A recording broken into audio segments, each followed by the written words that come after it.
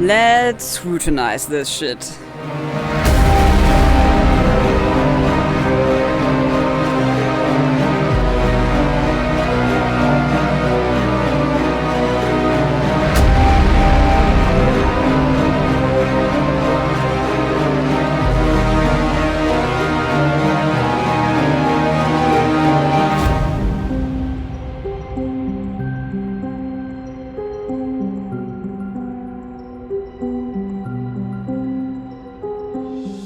Oh boy.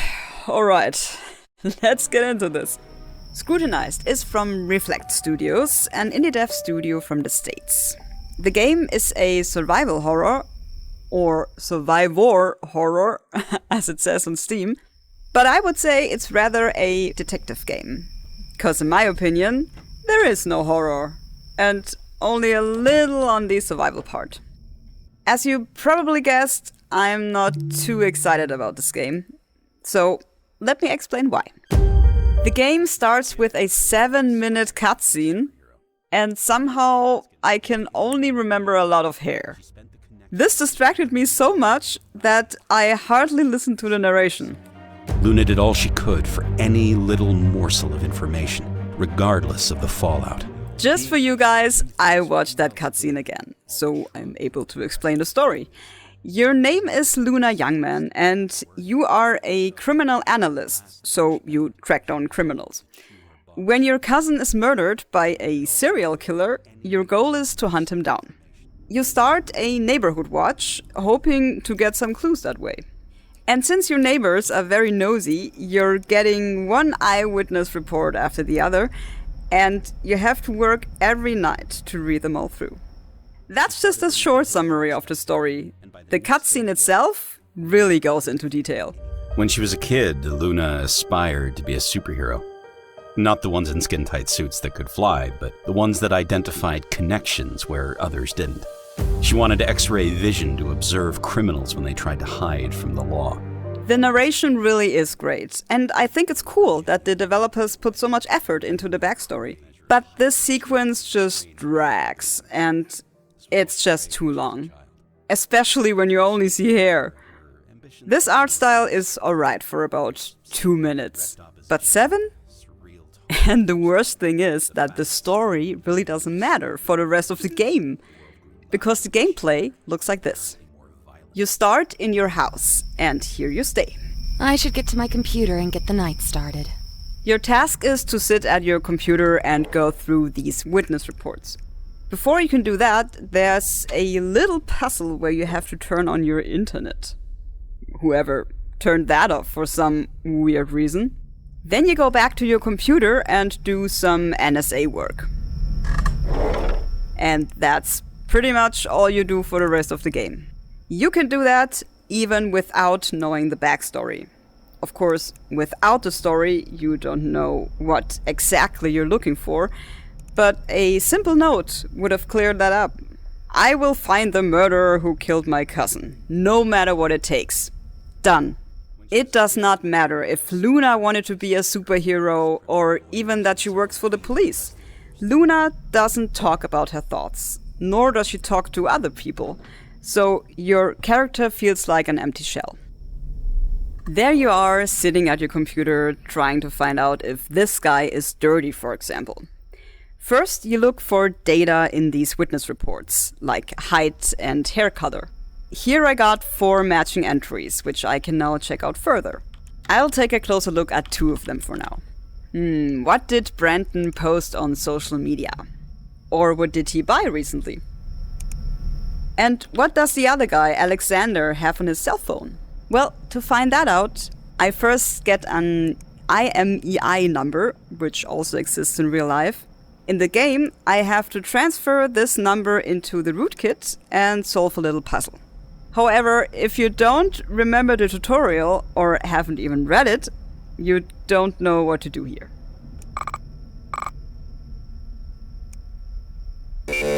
On Steam it says something about sliding around the slider, which really doesn't help. The tutorial can only be read in the main menu, not in the game itself, for whatever reason. So if in the game you just quickly want to look something up, you can't. You have to read everything and memorize everything before starting the game.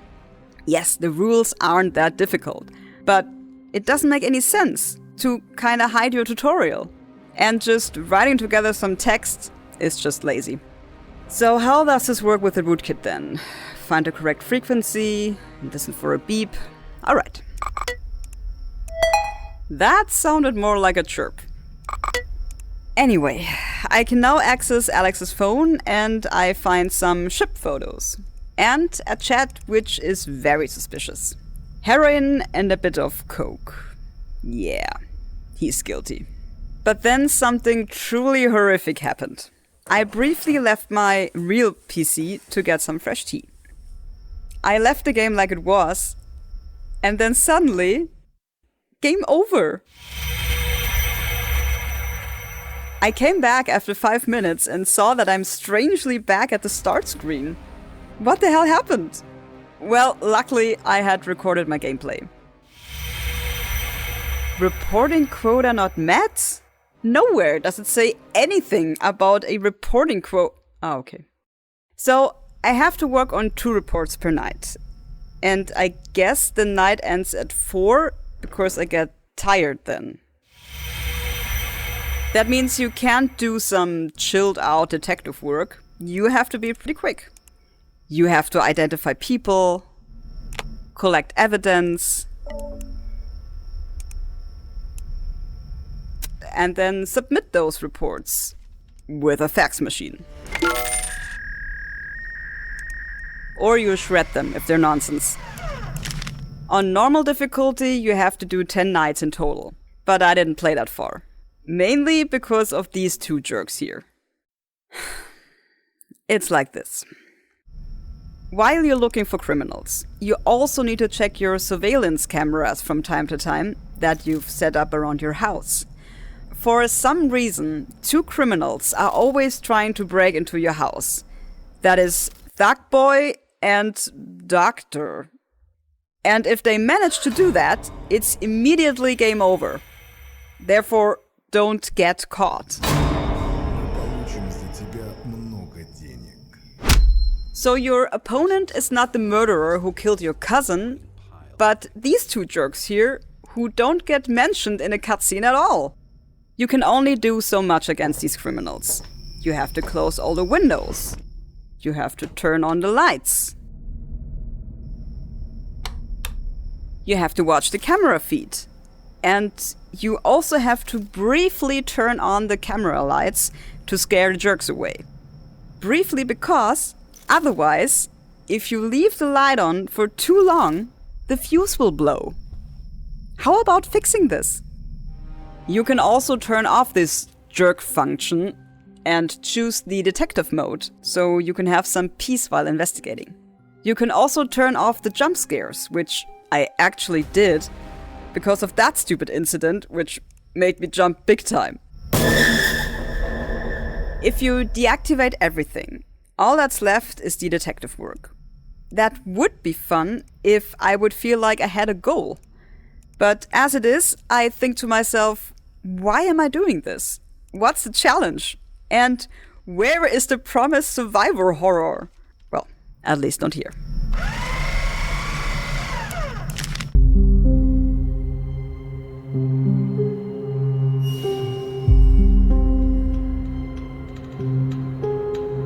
My feeling is that the developers didn't know what kind of game they wanted to make. Something story-driven, something with emotion, or just a simple puzzle game.